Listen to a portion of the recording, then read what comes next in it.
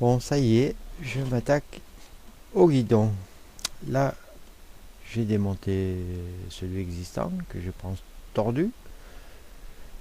J'ai mis l'autre, celui qu'il y avait avec, qui est un peu haut, et j'essaye de comparer. Apparemment déjà c'est moins mal, disons. Je me mets dessus, c'est encore un poil penché vers la gauche quand même. Et ça, je pense que c'est rien. Il y a plusieurs vues parce que je ne sais jamais si on voit la roue ou non. Ensuite, je vous remontre l'ancien. Là, on voit bien qu'il est tordu. En tout cas, moi, je le vois bien. Bon, deuxième étape, démontage du T. Et bien, pour sortir le T supérieur, desserrer là, là, le central, et surtout ne pas oublier celui-là en dessous. On ne touche pas au réglage. Voilà, là on voit l'écrou cadené. On ne touche pas au réglage du jeu de direction, c'est pas la peine. Et donc la sortie du T. Bon, là j'ai plus de main, c'est un peu plus dur. Je vais vadrouiller à droite à gauche. C'est normal, hein, dès que ça se met en travers, ça se coince. Et le T est là. Voilà, plus qu'à remettre l'autre. Je vais quand même en profiter pour vérifier le jeu de direction une dernière fois.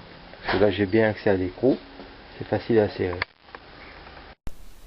Ensuite, je vous montre comment je fais pour resserrer l'écrou cannelé. Tournevis et un petit marteau, hein, ça suffit.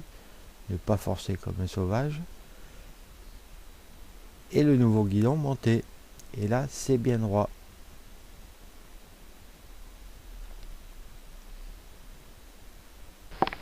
Bon, là, on doit voir la roue. Je remets le nouveau guidon. Et je suis pas mal. Je sais pas si on voit la roue parce que ce que je vois, c'est pas pareil que ce que prend l'appareil. En tout cas, l'autre guidon est bien tordu. Hein. Alors, qui dit guidon tordu, peut-être on a essayé de le détordre et il est sûrement très fatigué. Donc, dans tous les cas, point de vue sécurité, il vaut mieux le lever.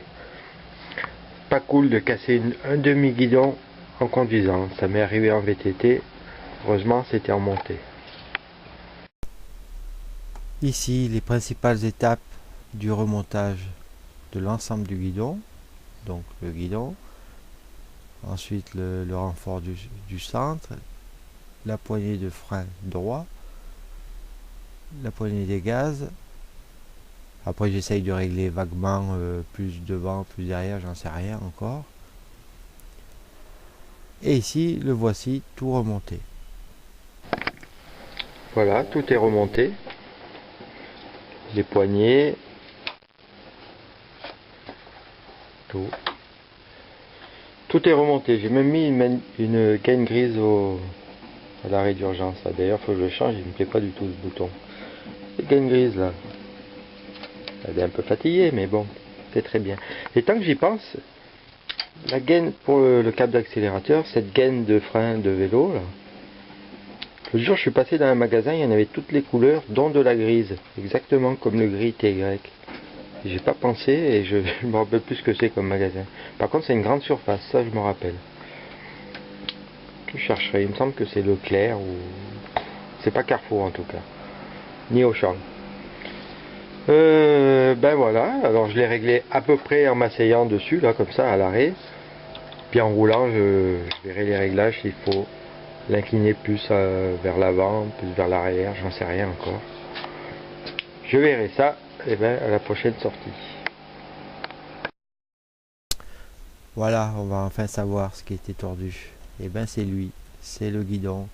Là, il est censé être posé à plat sur la partie centrale.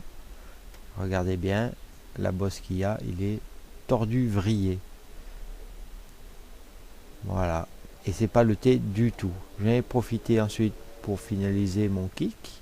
Cette fois, j'ai meulé la partie qui va contre le carter, ce qui m'a permis de gagner un cran sur les dents.